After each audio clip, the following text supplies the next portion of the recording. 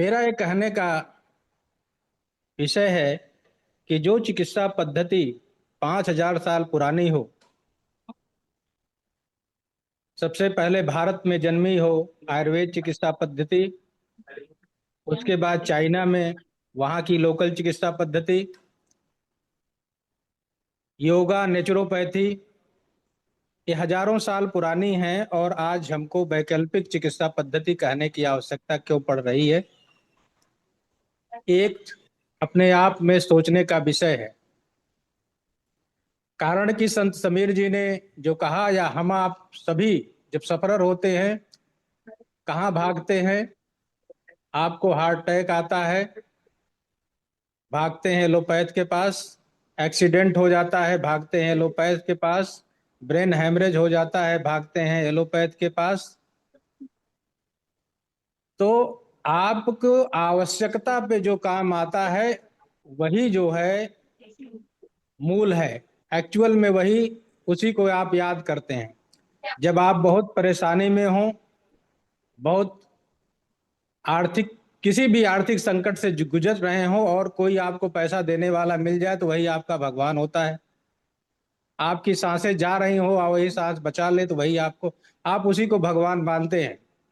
हम जानते हैं कि बहुत सारी डिजीजेज हैं, आर्थराइटिस हो जाएगी, अर्थराइटिस हो जाएगी, रोमेटॉइड हो जाएगी, ये हम लंगड़ा के चल लेंगे, जिंदगी काट लेंगे, लेकिन जो जान बचा लेता है उसी की कीमत है।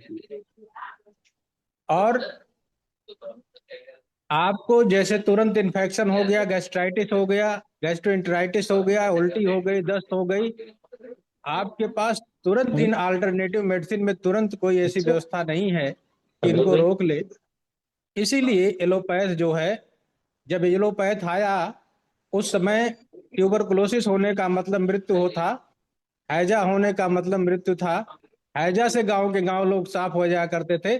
इसीलिए एलोपैथ जो है छा गया। आज लेकिन स्थिति दूसरी है। आज जो है लाइफ स्टाइल डिसऑर्डर ज्यादा हो गए, हमारी दिनचर्या, हमारी हमारे आहार व्यवहार विचार चेंज हो रहे हैं, और इसीलिए आज जो डिजीजेज हैं वो 60% लाइफ स्टाइल डिजीजेज है।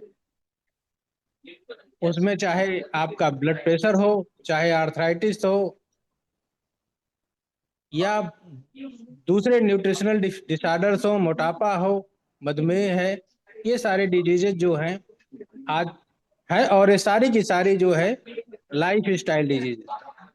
संत समीर जी ने कहा कि वैकल्पिक चिकित्सा पद्धतियों का मतलब केवल चिकित्सा नहीं है, बिल्कुल सही। और हमारे यहाँ कहा गया है, धर्मार्थ काम मोक्षाणाम आरोग्यम मूल उत्तमम। ये शरीर, धर्म की, अर्थ की, जो भी जितने भी दिनचर्या हैं, जितने भी हम जीवन में जो भी कर्म करते हैं, अगर हमारा शरीर स्वस्थ रहेगा तभी हो हम अपना कार्य सही स्थिति से, पूर्ण रूप से, पूर्ण मनोयोग से कर पाएंगे। अगर हमारा स्वास्थ्य ठीक नहीं है, मानसिक स्थिति ठीक नहीं है, शारीरिक स्थिति ठीक नहीं है, तो हम अपना कार्य, चाहे वो धर्म का हो, चाहे वो पैसा कमाने का हो, चाहे वो दैनिक जीवन की जितनी भी क्रियाकलाप है, हम कार्य अच्छे से नहीं करते। चलिए, बहुत बहुत अब आया धन्यवाद।